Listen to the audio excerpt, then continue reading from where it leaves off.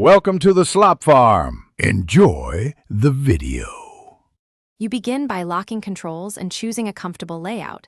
This reduces input delay and lets you react quickly. Once done, scan the opponent's shape to decide whether to press or hold. Make sure to use short passes to build momentum and only sprint when you commit to a run. Otherwise, you'll tire players and open defensive gaps. You'll also want one player marked for through balls so you can exploit spaces when they appear. Now you shift into execution.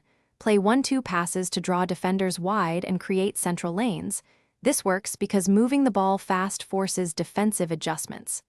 Once attackers are aligned, time a through ball into the channel and commit an overlap from the wing.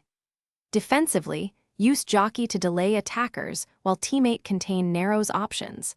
This buys time for a second defender to intercept. Keep switching defensive focus between ball and space so you don't get pulled apart.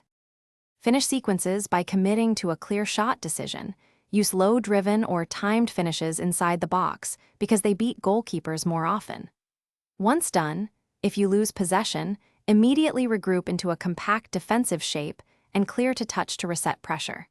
If you concede repeatedly, reduce pressure and switch to conservative contain for a few minutes. This stops channels from opening and gives you time to identify the flaw. Make sure to adjust player instructions based on who's being exploited. Thanks for watching. Consider subscribing if we helped you today.